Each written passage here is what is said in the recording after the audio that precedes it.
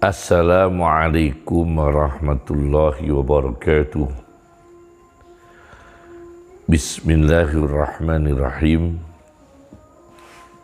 Muhammad ibn Jarir At-Tabari di dalam tafsirnya Jami'ul Bayan juz 24 halaman 37 mengenai alam arsy.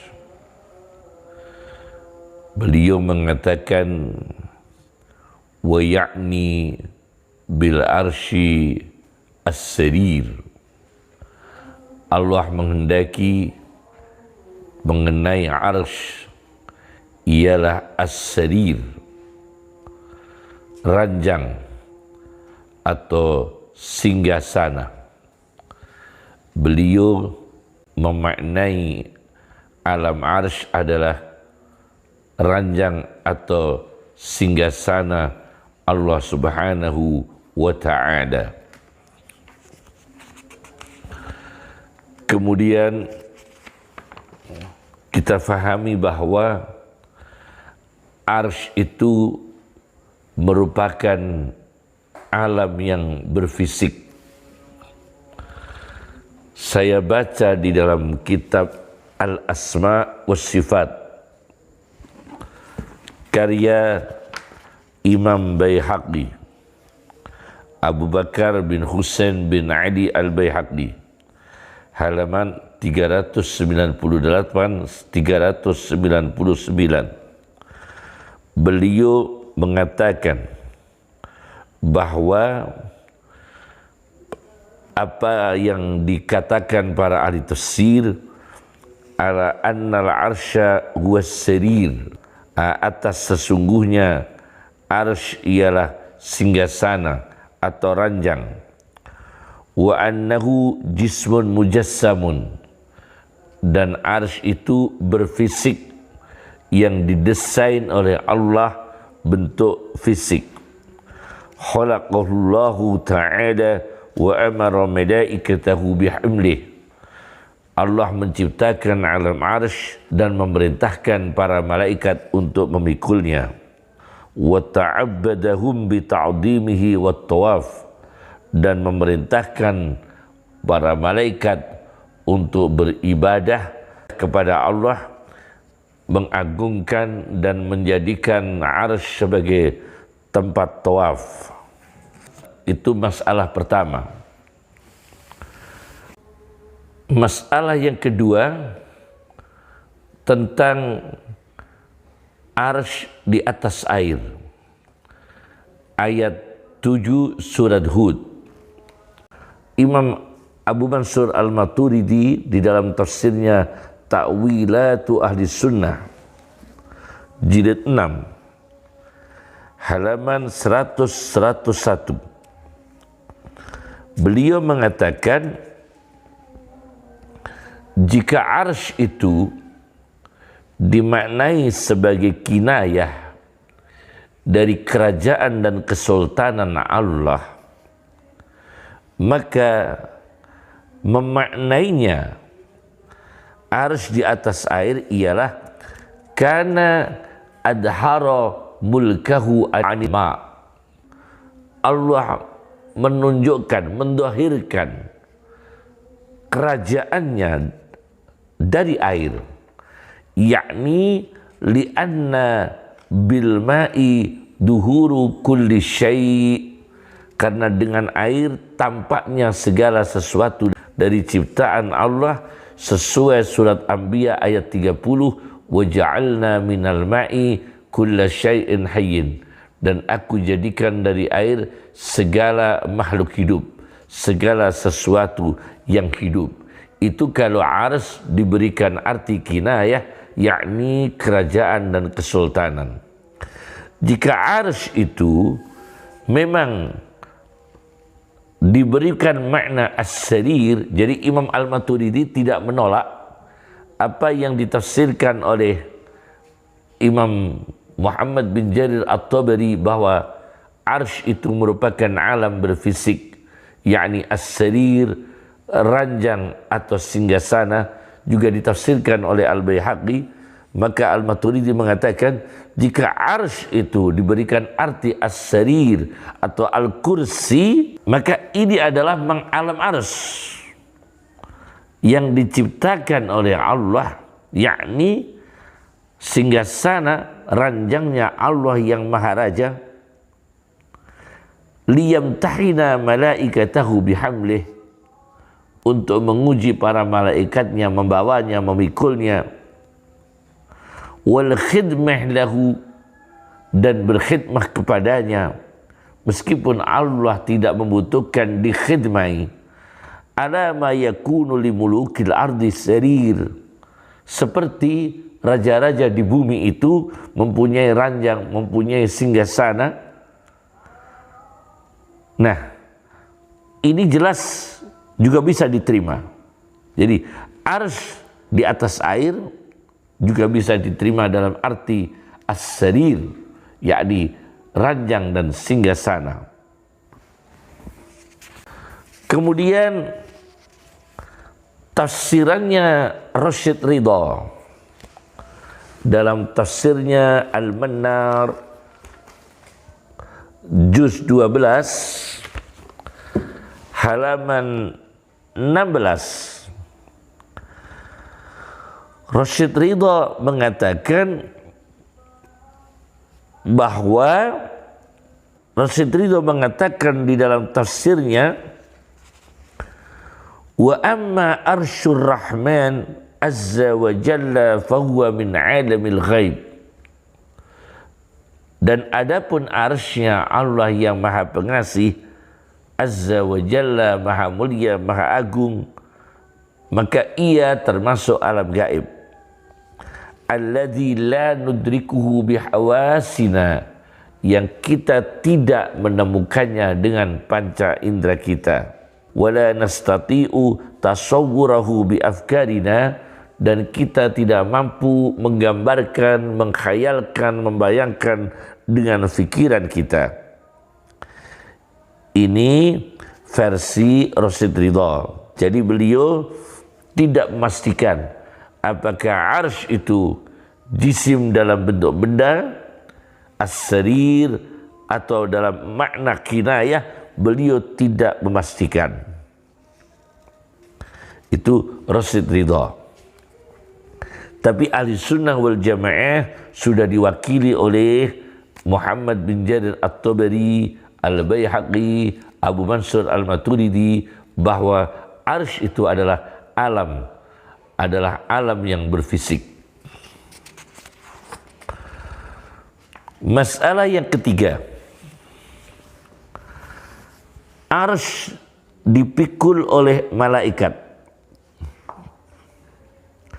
Surat Ghafir ayat 7.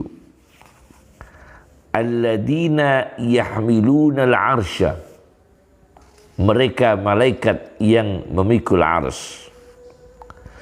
Kemudian surat Al-Haqqah ayat 17.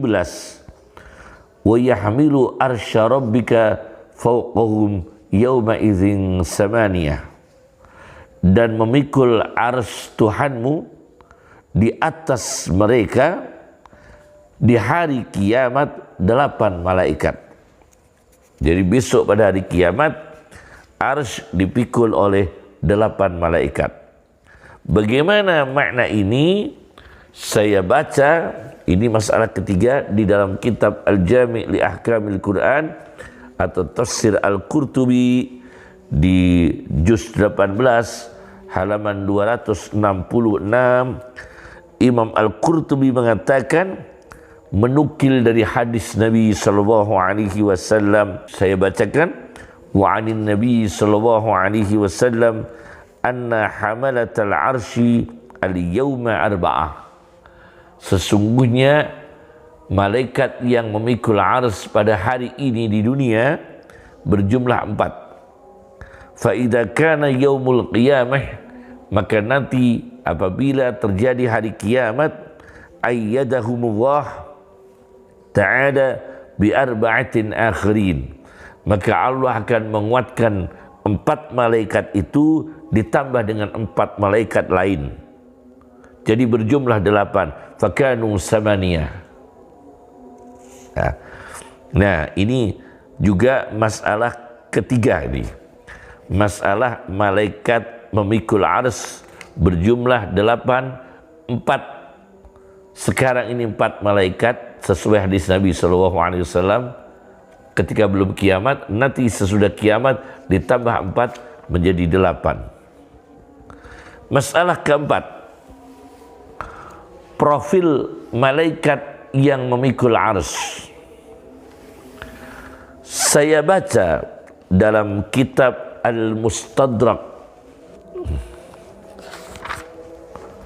Al-Sahihain karya Al-Hakim jilid 2 halaman 500, mengutip dari Abbas bin Abdul Muttalib mengenai firman Allah Subhanahu wa ta'ala, wa yahmilu arsya rabbika fawqahum yawma idzin samaniyah. Surat Al-Haqqah ayat 17. Malaikat 8 malaikat memikul ars di hari kiamat.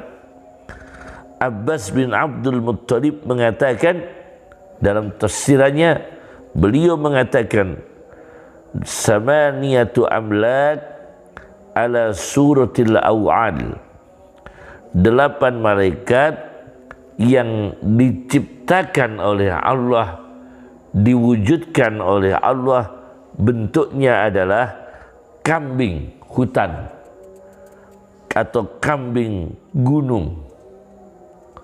Kambing hutan yang hidup di pegunungan atau disebut dengan wa'lun.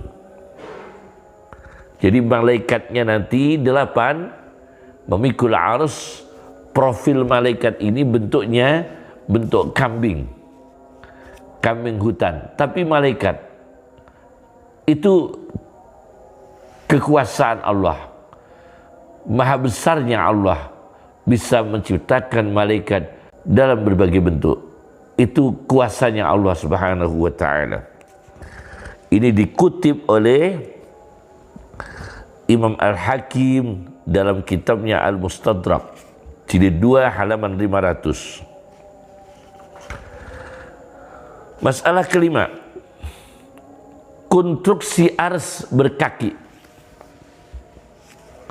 Bahwa Allah menciptakan alam ars itu konstruksinya pakai kaki, punya kaki, seperti ranjang, seperti singgasana.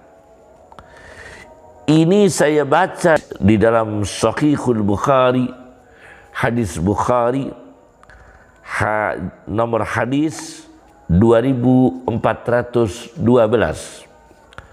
Di dalam Fathul Bari jilid 5 halaman 89-90. Fathul Bari jilid 5. Ibnu Hajar Al-Asqalani dengan nomor hadis 2412.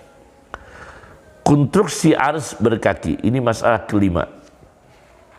Rasulullah SAW mengatakan dalam satu hadis, beliau mengatakan, fa innan nasa yas'aquna yaumal qiyamah. Maka sesungguhnya manusia itu mati pada hari kiamat, berjatuhan mati dengan ditiupnya trompet sangkala oleh malaikat Israfil.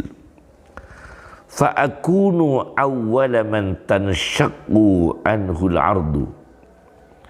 Maka aku orang yang pertama kali bumi membelah, bumi membuka, bumi merekah, keluar dari kubur, akulah yang pertama. Dengan izin Allah, faida ana, aku ketika keluar dari kubur, besok pada hari kebangkitan, faida ana bi Musa, aku telah berjumpa dengan Musa. Maka ketika itu aku berjumpa dengan Musa, hari kebangkitan, akhidun biqaimatin min qawaimil arsh.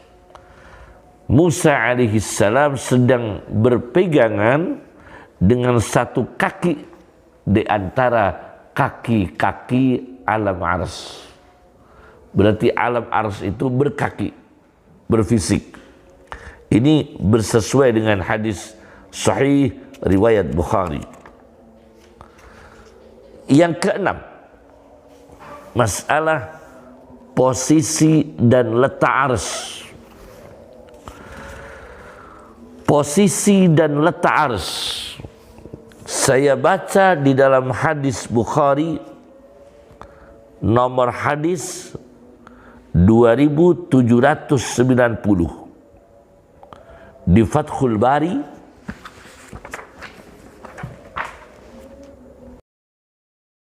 jilid 6, Fathul Bari jilid 6, halaman 13. Beliau Imam Bukhari mengutip hadis Nabi sallallahu alaihi wasallam.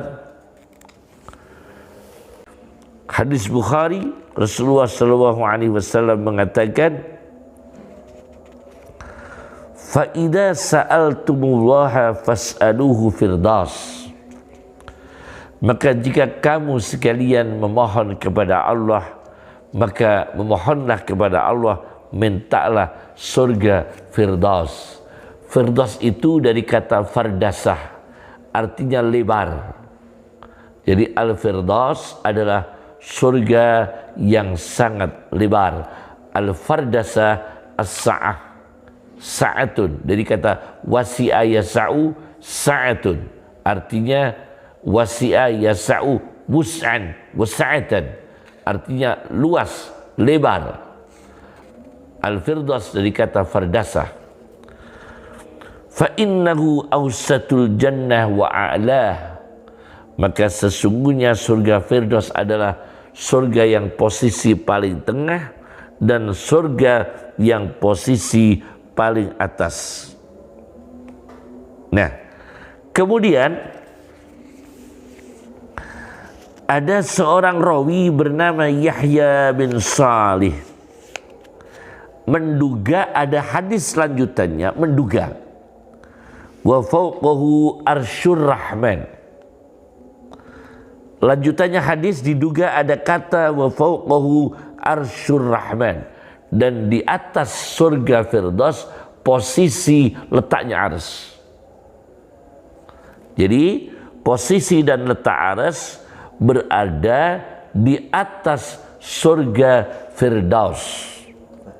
Wa fawqahu arsyur rahman, dan di atas surga firdaus adalah arsy-Nya Allah yang Maha Pengasih. Tapi redaksi hadis ini masih diduga oleh Yahya bin Salih. Tetapi data yang lain bahwa Muhammad bin Fulayh rawi mendapatkan informasi dari ayahnya yaitu Fulayh. Qala Muhammad bin Fulayh an abi. Imam Bukhari mengatakan qala Muhammad bin Fulayh an abi. Muhammad bin Fulayh dari ayahnya menetapkan, bukan menduga tapi menetapkan, memang Nabi mengatakan wa fawqahu arsyur rahman, bahwa di atas surga firdaus itu posisi dan letak arsy-Nya Allah yang Maha Pengasih. Jadi Muhammad bin Fulayh tidak ragu-ragu dengan adanya redaksi hadis ars di posisi di atas surga firdaus. Masalah yang ketujuh, arti istiwa. Istiwa itu ada yang memaknai bersemayam, ada yang memaknai bertakhta di atas ars, ada yang memaknai bersemayam di atas ars, ada yang memaknai bertakhta, berkuasa di atas ars. Sebelum saya menjabarkan tentang persoalan ini, saya sampaikan dulu bahwa di dalam Al-Quran kata arsy itu sebanyak 26 kali. Dari 26 kali itu, yang 21 kali ini arsy terkait dengan Allah. Yang kedua, ada arsy-nya Nabi Yusuf, yaitu singgasana atau kursi Yusuf alaihissalam. Wa rafa'a abawaihi 'alal arsy. Beliau Nabi Yusuf alaihissalam mengangkat kedua orang tuanya di atas arsy, di atas kursi raja, kursi singgasana. Surat Yusuf ayat 100. Itu disebut satu kali arsy-nya Nabi Yusuf dalam Al-Quran. Kemudian arsy-nya Balqis atau dikenal Bilqis, arsy-nya Ratu Balqis dalam Al-Quran 4 kali. Di surat An-Naml ayat 23, ayat 38, ayat 41, ayat 42. Sedangkan arsy yang terkait dengan Allah itu 21 kali, di situ yang ada kata redaksi istawa berkaitan dengan istiwa alal arsy. Nanti kita sampaikan apakah makna bersemayam dan apakah makna bertahta atau menguasai. Itu persoalan istiwa alal arsy terdapat dengan arsy yang dikaitkan dengan kata istawa itu 6 kali dalam Al-Quran. Di surat Al-A'raf ayat 54, surat Ar-Ra'di ayat 2, surat Toha ayat 5, surat Al-Furqan ayat 59, surat As-Sajdah ayat 4, surat Al-Hadid ayat 4. Jadi sebanyak 6 kali istawa, Allah istawa dikaitkan dengan arsy, di atas arsy. Bagaimana maknanya? Dari kalangan ahli sunnah wal jamaah sendiri, semua dari kalangan ahli sunnah wal jamaah, saya tidak mengambil dari di luar ahli sunnah wal jamaah. Pertama, saya ambilkan contoh dalam tafsir Jalalain yang bagian awal yang ditulis, dikarang oleh Jalaluddin As-Suyuti ketika menafsirkan summastawa 'alal arsy ayat 54 surat Al-A'raf, kemudian Allah bersemayam di atas arsy. Beliau mengatakan huwa fil lughati sarirul maliki. Arsy secara bahasa adalah ranjang singgasana raja. Maka beliau memaknai apa adanya. Allah bersemayam istiwaan yaliqu bihi. Istiwa bersemayam yang layak pada Allah. Yakni tidak mujassimah.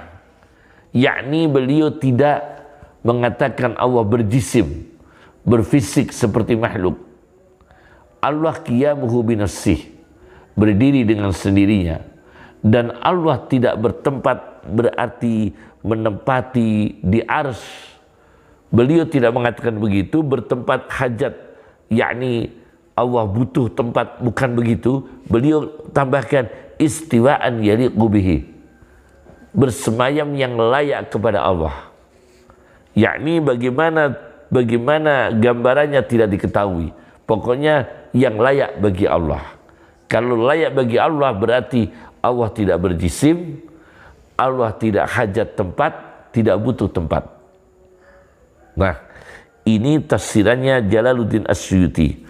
Kemudian Jalaluddin Al-Mahalli di dalam tafsir Jalalain lagi, ya, yang bagian Al-Mahalli di surat Al-Hadid ayat 4, ketika Jalaluddin Al-Mahalli menafsirkan summastawa 'alal arsy, beliau menafsirkan al-kursi.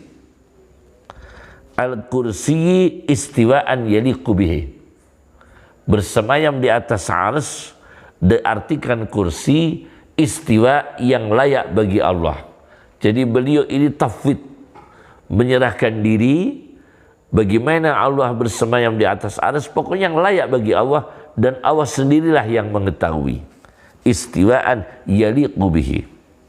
Istiwa bersemayam yang layak bagi Allah, yakni diserahkan kepada Allah, Allah lah yang maha mengetahui. Yakni tidak boleh diyakini Allah berjisim, Allah butuh tempat, tidak boleh. Diyakini begitu tidak boleh. Kemudian sama-sama ahli sunnahnya, rupa-rupanya Imam Fakhruddin Ar-Razi itu lebih condong takwil. Sama-sama ahli sunnah wal jamaahnya. Saya baca dalam tafsir Fakhruddin Ar-Razi, ini juga mewakili tokoh ahli sunnah wal jamaah dari Asy'ari, dari pengikut Asy'ariyah. Di dalam tafsir Fakhruddin Ar-Razi atau tafsir Mafatihul Ghaib juz 14 halaman 120, beliau mengatakan kalau Allah diartikan bersemayam di atas arsy, walaysa aidan min sifatil madhi wassana, kata beliau, ini juga tidak termasuk sifat-sifat memuji kepada Allah. Kalau hanya diartikan Allah bersemayam di atas arsy, diartikan bertempat, maka ini bukan pujian kepada Allah. Karena apa? Li'annahu ta'ala qadirun ala an yujlisa jami'a a'dal baqi wal ba'ud ala al-arsh. Karena Allah juga mampu, bisa membuat sejumlah kutu kasur dan nyamuk duduk bertengger di atas arsy. Wa ala ma fawqal arsy, juga bisa menempatkan, mendudukkan kutu kasur nyamuk di atas alam yang di atasnya arsy. Maka kalau Allah diartikan duduk di atas arsy, laisa min dalaili isbati sifat waddad, ini tidak bisa dijadikan dalil menetapkan mengenai sifat Allah dan zat Allah. Wala min sifatil madhi wassana, dan tidak bisa bertema mengenai sifat-sifat pujian, memuji kepada Allah. Dan ini nanti kalau Allah diartikan bersemayam di atas arsy, ini tidak nyambung dengan amma qablah wa amma ba'dah, dengan ayat-ayat sebelumnya dan ayat-ayat sesudahnya, yang ayat-ayat itu terkait dengan kamalihi fil qudrah wal hikmah, tentang kesempurnaan Allah di dalam kekuasaannya dan kebijaksanaannya. Fasabata anna al-murad minhu laysa dhalik, maka Ar-Razi mengatakan yang dikehendaki itu bukan bersemayam, balil muradu minhu kamalu qudratihi, yang dikehendaki dari kata istiwa 'alal arsy, summa istawa 'alal arsy, ar-rahmanu 'alal arsy istawa, Allah yang maha pengasih di atas arsy bersemayam, itu bukan bersemayam tetapi berkuasa. Kamalu qudratihi fi tadabiril mulki wal malakut, sempurnanya Allah menguasai di dalam mengatur kerajaan yang lahir yang kelihatan mata wal malakut, dan kerajaan yang tidak kelihatan, hatta tasiru hadhil kalimah munasibatan lima qablaha wa lima ba'daha, sehingga kalimat Allah istiwa di atas arsy ini sesuai, ada korelasi dengan ayat-ayat sebelumnya dan ayat-ayat sesudahnya. Ini menurut Ar-Razi. Jadi sama-sama ahli sunnah wal jamaah. Kalau Jalaluddin As-Suyuti, Jalaluddin Al-Mahalli mengatakan ia bersemayam kepada Allah, bersemayam di arsy yang layak bagi Allah, tidak tajsim, tidak butuh tempat, dan diserahkan kepada Allah.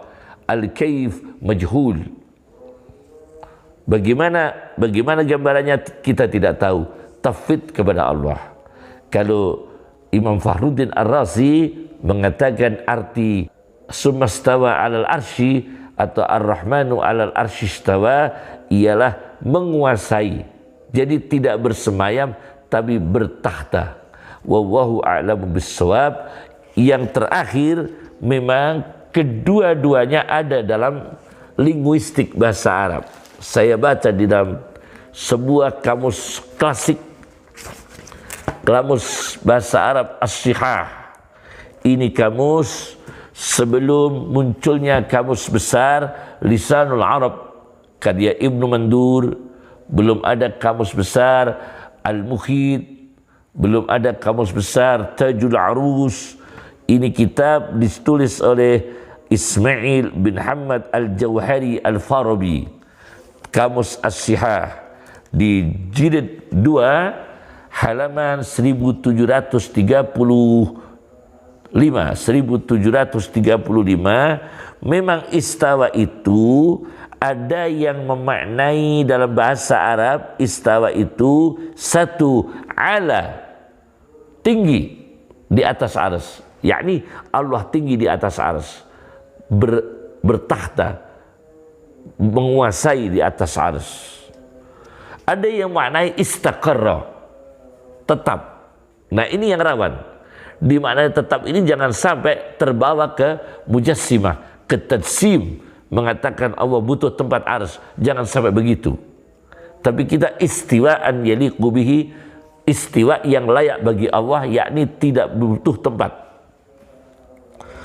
Kemudian makna yang ketiga, istawa itu ada yang diberi makna istaula. Jadi ada bahasa Arabnya, istawa artinya istaula, menguasai.